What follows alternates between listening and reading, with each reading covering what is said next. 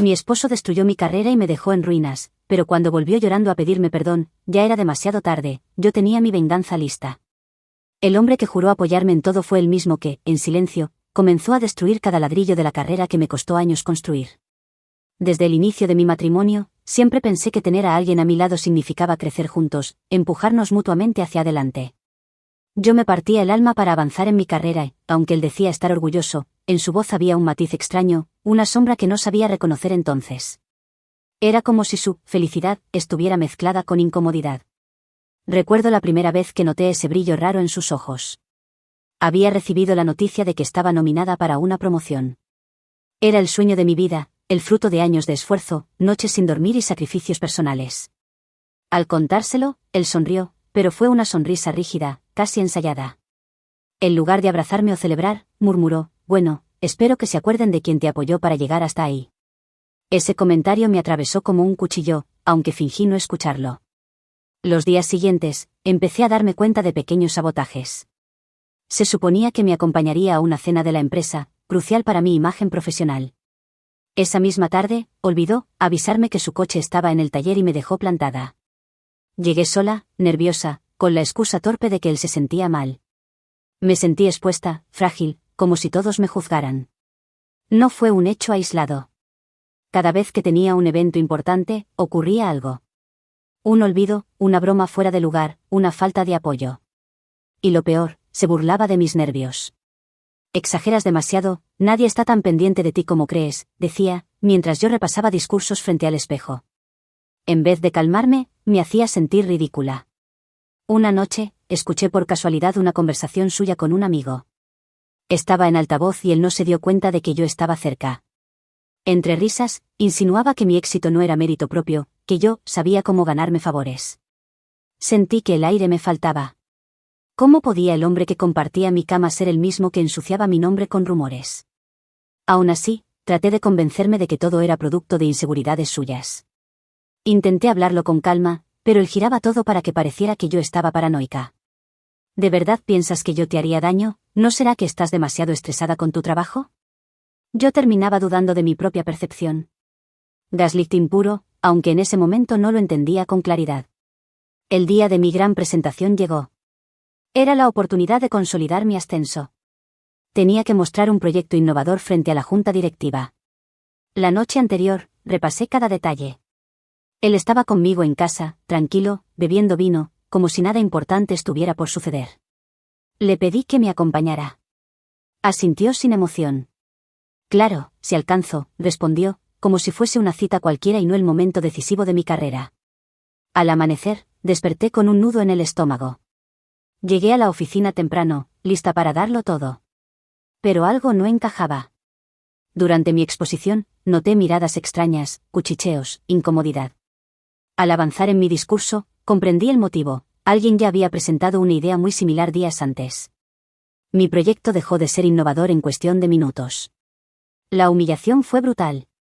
Terminé la presentación con las manos temblando, escuchando preguntas cargadas de ironía. Mi jefe me miraba con decepción.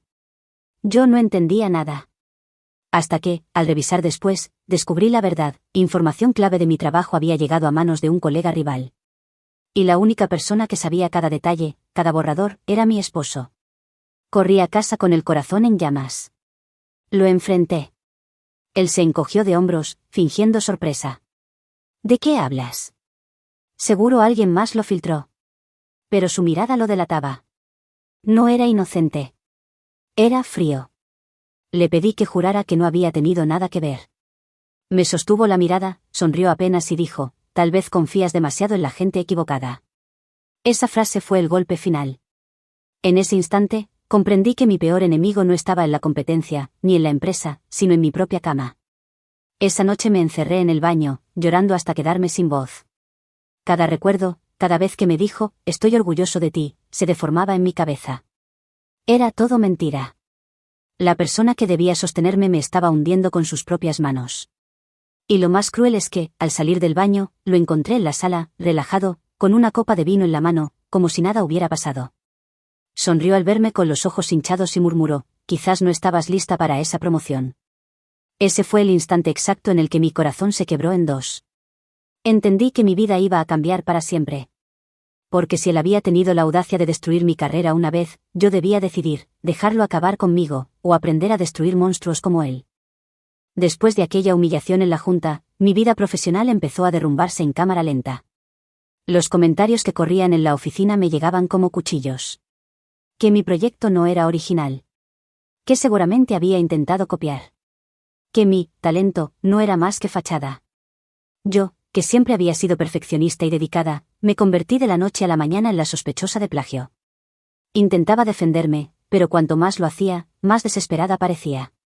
Y él, en casa, en vez de apoyarme, repetía frases que me quemaban: deberías dejar de obsesionarte con el trabajo, quizás es una señal de que eso no era para ti. No eran palabras de consuelo, eran cuchilladas disfrazadas de consejos. La duda me carcomía. ¿De verdad había sido él? ¿Podía ser tan cruel? Mi corazón quería creer que no. Hasta que una noche, mientras él dormía profundamente, su teléfono vibró en la mesita de noche. Lo tomé con las manos temblorosas. No era algo que soliera hacer, pero mi instinto gritaba que había algo más.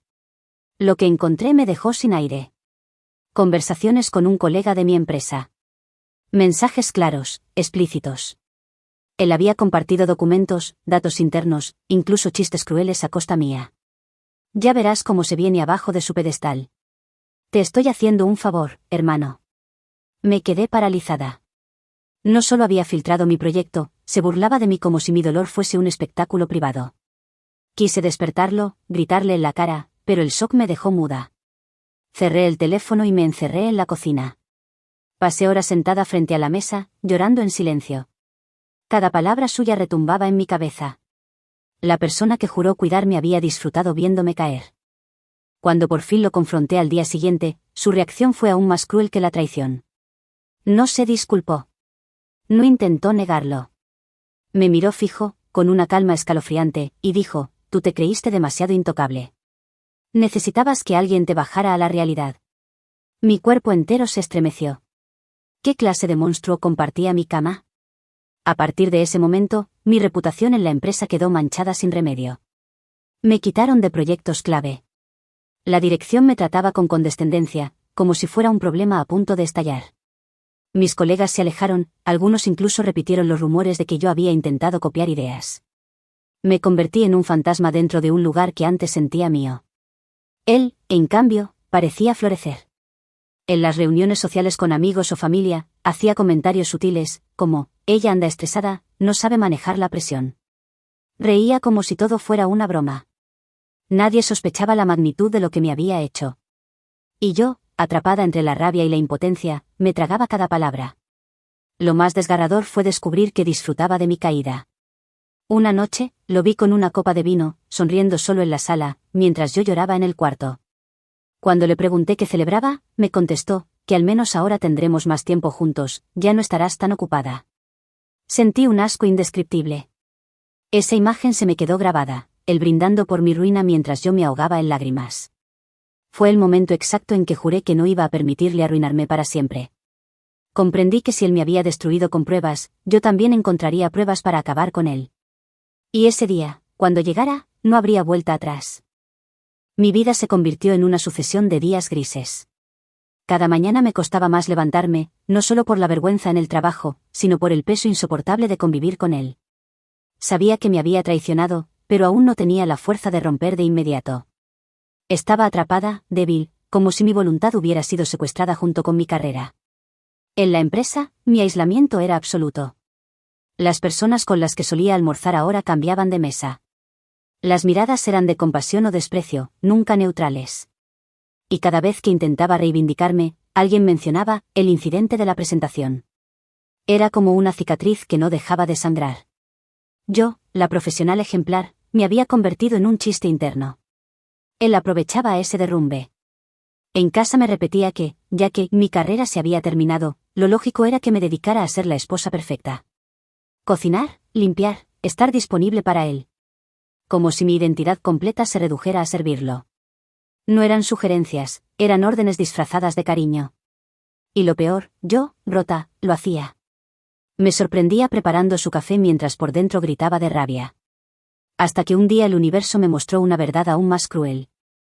Estaba revisando unos correos de la empresa desde mi computadora personal cuando noté una notificación, un archivo compartido desde una cuenta ajena. Lo abrí y descubrí fotos y mensajes entre él y mi colega. La misma mujer que había tomado mi lugar en los proyectos después de mi caída. El golpe fue tan brutal que me faltó el aire. Mensajes íntimos, citas en hoteles, incluso burlas sobre mí. Ella ni sospecha. Se cree tan lista, pero al final está sola. Sentí que mi cuerpo entero se helaba. No solo había destruido mi carrera, también había convertido mi matrimonio en una farsa descarada. Lo confronté con el celular en la mano, temblando de rabia. ¿Sabes qué hizo? Se rió. Una risa corta, burlona. ¿Y qué esperabas? Si ya no eres la mujer que conocí. Esas palabras me atravesaron el alma. No había arrepentimiento, ni vergüenza. Solo desprecio. Intenté buscar justicia en el trabajo, mostrar los mensajes como prueba de que había manipulación y sabotaje. Pero ya era demasiado tarde. Para la directiva, yo era la resentida, la mujer despechada que buscaba excusas. Nadie quiso escucharme. Al contrario, me ridiculizaron aún más. Deberías resolver tus problemas personales en casa, no aquí, me dijeron en una reunión. Fue entonces cuando toqué fondo. Me vi a mí misma sola, sin carrera, sin apoyo, traicionada en lo más íntimo. Miraba al espejo y no reconocía a la mujer frente a mí. Ojeras, lágrimas constantes, una expresión de derrota. No era yo. Era una sombra. Esa noche, frente a mi reflejo, hice una promesa silenciosa. No iba a terminar así. No iba a dejar que su traición fuera el capítulo final de mi historia. Podía estar rota, pero cada pedazo de mí iba a afilarse hasta convertirse en un arma. Esa promesa fue la chispa que encendió algo nuevo, la certeza de que mi venganza estaba naciendo. Y esta vez, sería él quien no vería venir el golpe. La promesa que hice frente al espejo no fue un impulso vacío. Fue una decisión precisa, con bordes afilados. Durante semanas nadie vio nada distinto en mí. Seguía yendo al trabajo, fingiendo normalidad, tragando humillaciones. Pero por dentro me movía con objetivo. Cada paso que di desde entonces estuvo calculado para recuperar lo que me habían arrancado y, sobre todo, para no volver a ser vulnerable a la misma persona que me traicionó. Lo primero fue reconstruir confianza. No la de los demás, esa tardaría en volver, sino la mía. Volví a las bases, revisé mis contactos, volví a hablar con quienes alguna vez creyeron en mi trabajo, y pedí disculpas solo cuando era necesario, no por defenderme sino por cerrar puertas mal cerradas. Fueron conversaciones cortas, sinceras. De esas que suenan frías pero tienen intención. Estoy trabajando en algo nuevo, dije a algunos. No voy a quedarme esperando. Esa frase fue un cierre y una promesa a la vez. Mientras tejía esa red, empecé a juntar pruebas. No solo para exponerlo, sino para blindarme, mensajes, correos, documentos con huellas digitales, capturas de pantalla. Todo lo que había en su teléfono, todo lo que sabía que él creía destruir, lo transformé en evidencia útil. Aprendí a usar herramientas que nunca pensé dominar, rescatar versiones antiguas de archivos, recuperar metadatos de fotos, rastrear envíos. Fue un aprendizaje frío y metódico, alimentado por noches en vela y una sed de justicia que ardía sin descanso. Al mismo tiempo, me alejé de la casa. No me fui sin decir nada, me fui estratégica. Busqué un espacio pequeño, prestado por una amiga que aún confiaba en mí. Necesitaba un lugar sin su ruido, donde pensar sin su veneno. Ahí trabajé en mi idea, un proyecto independiente que explotaba justo lo que me habían tratado de arrebatar, mi visión y mi ética profesional. No era solo una venganza, era la reconstrucción de mi identidad profesional, pero hecha a prueba de traiciones. Busqué aliados. No fueron muchos, pero fueron los correctos. Gente que había visto mi trabajo cuando yo aún brillaba y que ahora, al conocer la verdad, se sumó sin preguntar demasiado. Hicimos pequeñas pruebas piloto, validamos ideas, corregimos errores. Cada pequeño éxito era una inyección de orgullo, cada fracaso, una lección que convertí en estrategia. Empecé a hablar en voz baja con clientes que antes me cerraron puertas, algunos me respondieron con sorpresa, otros con curiosidad. Nadie quería apostar por la mujer señalada, pero algunos vieron la coherencia en mi proyecto y la profesionalidad en mi discurso. Mientras yo me levantaba, él empezó a notar cambios. No porque fuera perspicaz, sino porque su vanidad le hacía prestar atención a lo que le amenazaba su comodidad. Empezó a preguntar con tono casual, ¿estás haciendo algo nuevo? Intentó la manipulación clásica, ternura falsa, recuerdos de buenos tiempos, promesas vacías. Yo contestaba con frases breves. No me dejé enredar. El que un día fue mi confidente comenzó a sentir la distancia y la perdió como un horno que se enfría. Una noche, sin embargo, creí ver una grieta en su seguridad. Un correo que intercepté por accidente, no fue casualidad, fue resultado de horas de paciencia y preparación, mostró que él mismo temía el alcance de algo que había hecho años atrás. No era solo mi humillación, había trampas más grandes enterradas en transacciones y decisiones que podrían derrumbarlo si salían a la luz. Tener esa información me dio poder. No para usarla con violencia gratuita, sino para controlar el ritmo al que la verdad saldría. Tenía la llave para abrir puertas cerradas. Con la evidencia y un proyecto que empezaba a tomar forma, di el siguiente paso, salir al mercado. Lo hice en silencio, con cuidado. Presenté mi idea a 2 inversionistas discretamente. Uno me rechazó con educación, el otro pidió una reunión. Fue en ese encuentro, una cafetería discreta, papeles ordenados, preguntas precisas, cuando me ofrecieron algo que no esperaba, no solo dinero, sino acceso a redes que yo había perdido. Tienes talento, dijo la persona al otro lado de la mesa, y además, tienes una historia que la gente respeta. Pero necesitarás aliados poderosos. Acepté la propuesta con la condición de no precipitar la revelación pública de lo que tenía. No quería ruina instantánea, quería que cuando la verdad saliera, lo hiciera de forma que no pudiera recurrir a excusas. Acordamos entonces una estrategia de lanzamiento y un plan B, si él intentaba algo, nosotros responderíamos con pruebas y con la solidez de mi nuevo proyecto en marcha. Me sentí por primera vez en meses con la línea de control. Él comenzó a mostrarse nervioso. Antes altivo, ahora se veía torpe en sus intentos por recuperar control. Hizo llamadas, mandó mensajes pidiendo reuniones, intentó arreglar con amigos en común, incluso buscó simpatía de su propia familia. Respondí con indiferencia calculada. Cada vez que volvía con palabras vacías, yo ya tenía otra carta.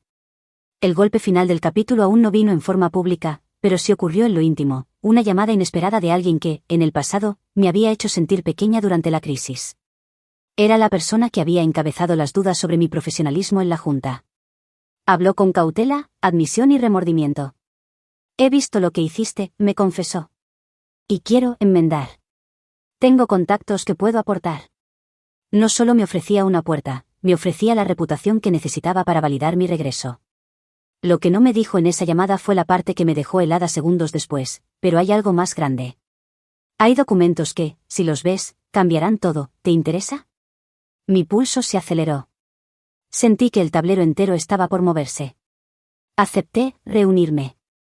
Colgué y supe, con una certeza que me dio vértigo, que no solo estaba reuniendo apoyo para mi proyecto, tenía la posibilidad real de exponer algo que no solo lo destruiría profesionalmente, sino que iluminaría la red de engaños que lo sostenía.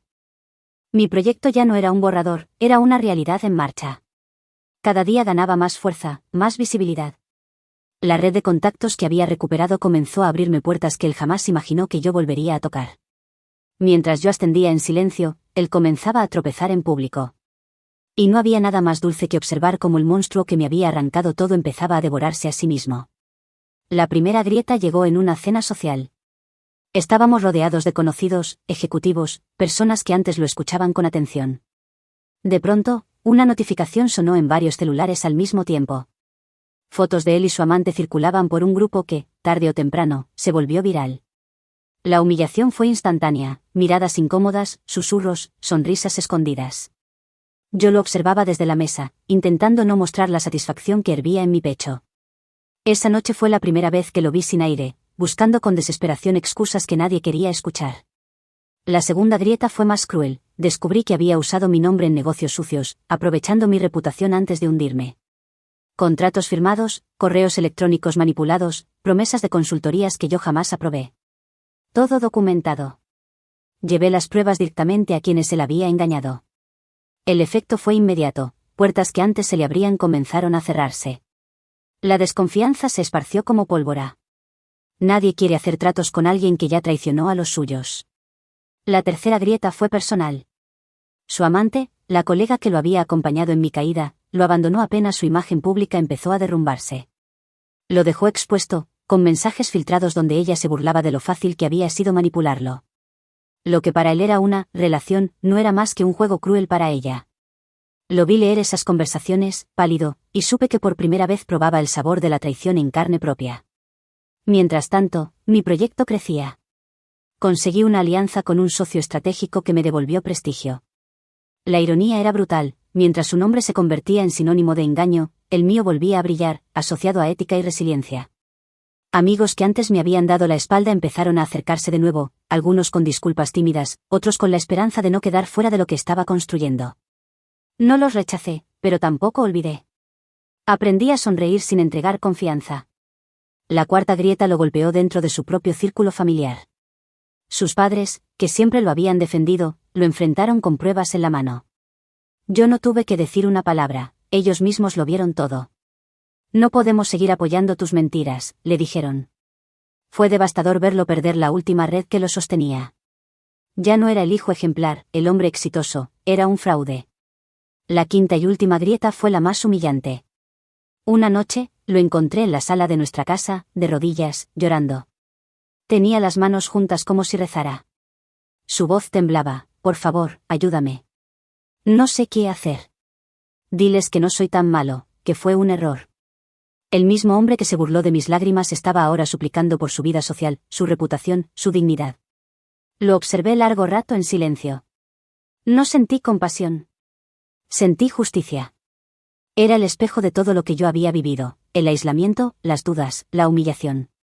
Solo que ahora él estaba en el centro de la tormenta, y yo era quien sostenía el paraguas. Me miró a los ojos, esperando un gesto de piedad, y yo sonreí apenas. Ahora soy yo quien decide tu destino. Su rostro se desmoronó, y supe que lo mejor aún estaba por llegar. La mañana que decidí no salvarlo fue fría y clara. Dormí en mi nuevo apartamento, rodeada de papeles de negocio y correos que olían a futuro. Había algo delicioso en levantarme sin su respiración en la almohada, en abrir la ventana y que el aire no trajera su nombre. Por primera vez en años, me sentí dueña de mi mañana. Ese día cerramos todo lo necesario para el lanzamiento público. No fue una reacción pintoresca ni un arrebato de rabia. Fue una planificación minuciosa. Había acordado con mis socios un formato doble, presentación de mi proyecto y, al final, una rueda de prensa con documentos que probarían con claridad la matriz de engaños que él había tejido. Quería que fueran hechos, no gritos. Que la verdad cayera con la misma objetividad con la que él me destruyó, implacable y medible. Llegué al auditorio con el pecho apretado pero la mente afilada. Vi caras conocidas entre el público, inversores que dudaron y ahora sonreían, colegas que hicieron mea culpa en privado, clientes que decidieron apostar por mi integridad. No había palco de humillación. Había escenario de reconstrucción. Presenté mi empresa, hablé de valores, de noches de trabajo, de errores convertidos en aprendizaje. Hablé poco de él, hablé mucho de mí. La ovación fue real. Me sentí validada, pero eso no era todo lo que buscaba. Cuando terminó la presentación, abrí la sesión de preguntas. Primera fila, periodistas. Cámara. Luces. Era el momento de la segunda parte. En un solo movimiento, mi abogado proyectó en la pantalla una carpeta con pruebas, correos interceptados, contratos falsificados con mi firma, extractos bancarios que vinculaban sus movimientos a acuerdos ilícitos, y mensajes íntimos que lo mostraban riéndose de mi caída. No se mostraba nada sensacionalista, solo conexiones claras, trazables. Documentos. Fechas. Testigos citados. La reacción fue inmediata. Sus colegas del otro lado de la ciudad recibieron alertas. Alguien en la sala de prensa murmuró, esto lo cambia todo. Y lo cambió. Llamadas. Retractaciones públicas. Investigaciones internas solicitadas por empresas que se habían dejado convencer por él. Sentí que un reloj empezaba a correr en su contra, tic-tac por tic-tac, cada número una puerta que se cerraba para él. Lo llamaron por teléfono minutos después. No tuve que hacer nada más que esperar. Su voz tembló cuando su número apareció en mi pantalla. Por favor, baja eso. No destruyas todo. Contesté con calma. Le dije la verdad, sin adornos, lo que destruirá todo es tu propio patrón de mentiras. El silencio del otro lado fue un estruendo. El hombre que una vez manejó la narrativa ahora pedía clemencia. La justicia formal empezó su parte en los días siguientes. Empresas para las que había trabajado le abrieron procesos. Su amante recibió preguntas incómodas. Sus socios le dieron la espalda. Sus padres, aquel último refugio, llamaron a la oficina y exigieron explicaciones. Fue doloroso y, a la vez, necesario, ver que las ruedas giraban no por venganza personal, sino por responsabilidad institucional. Pero la venganza que necesitaba no era solo profesional. Era emocional. Necesitaba que comprendiera, aunque fuera brevemente, lo que me costó salir de la humillación que él provocó. Lo invité a casa. No fue un encuentro teatral, fue una conversación final que necesitaba cerrar en carne y hueso. Llegó con los ojos hinchados, el traje arrugado, la voz baja, su orgullo estaba hecho trizas. Se arrodilló sin dramatismos. Le brillaban las manos. Lo siento, dijo, como si solo repetir la frase pudiera coser lo roto. Y era verdad, sus lágrimas existían. Pero ahora yo las leía distinto. No eran la culminación de un arrepentimiento genuino, sino el resultado de ver la cuenta ajena de la reputación en negativo. Me miraba suplicante, pidiendo la restauración de lo que había perdido por su culpa. Tomé su mano apenas, con la fuerza que me quedaba de todo el aprendizaje. Sentí su piel, por primera vez, reconocí que el hombre que yo amé ya no existía. Había quedado solo el tipo que decidió destruir con sonrisa. No pude sentir compasión. Sentí un frío claro, una decisión tomada. Le dije lo que necesitaba oír. No le negué su dolor, pero tampoco le concedí la restitución. Le expliqué que la reparación no era una orden. Que el perdón, si llegaba, debía ser acompañado por responsabilidad, devolver lo que robó, enfrentarse a las consecuencias legales, pedir disculpas públicas a quienes lastimó y, sobre todo, demostrar con hechos que había cambiado. Le ofrecí algo que no esperaba, una posibilidad limitada de redención, pero no a mi lado. Le di un plazo para presentar la documentación que demostrara su arrepentimiento efectivo, no solo palabras, sino acciones verificables, y le añadí una condición personal, que se fuera de la casa y no volviera a interferir en mis proyectos ni mi vida. Se derrumbó. Pero no me tembló la voz. Firmamos un papel. No era un contrato académico, era mi salvaguarda. Y al despedirlo, quité su anillo de mi dedo y se lo dejé en la mesa. No hubo escena. Solo el ruido de la puerta cerrándose y el silencio profundo que siguió. La vida siguió, como debía, pero diferente. Mi empresa creció con solidez. Hice alianzas éticas, contratos limpios, comités que verificaban cada paso. Mis noches volvieron a tener sueño real, no vigilias temerosas. Volví a mirarme al espejo y encontrar una mujer entera, no la sombra de la que me separaron. El último golpe no fue público ni espectacular. Fue íntimo y definitivo, la comprobación de que él, que tanto jugó con la verdad, había perdido incluso el poco afecto que le quedaba. Sus intentos por limpiar su nombre terminaron en puertas cerradas. Quedó solo con la conciencia de haberlo perdido todo. No fue mi disfrute lo que me llenó en ese momento, fue la claridad de haber puesto límites y de haber reclamado mi vida. Justicia, no venganza gratuita. En la última escena, meses después, asistí a una premiación donde mi empresa fue reconocida por ética e impacto social. En el escenario, mientras agradecía, pensé en todas las madrugadas, en las lágrimas, en el plan y en la ejecución. Pensé en él, en sus súplicas, en sus mentiras. Y fui franca conmigo, no me alimenté de su ruina, me recuperé a mí misma. Al salir, una periodista me preguntó, ¿te sientes vengada? Sonreí y respondí con la verdad más simple que tengo, no buscaba venganza. Buscaba justicia. Y la encontré. Me quedé con eso, justicia profesional, reparación de mi nombre, y la libertad de amar y confiar cuando yo quiera, sin fantasmas. Fue el cierre que prometí, la caída de quien me destruyó y la reconstrucción total de quien sobrevivió. No fue fácil. Pero fue mío. Y eso bastó.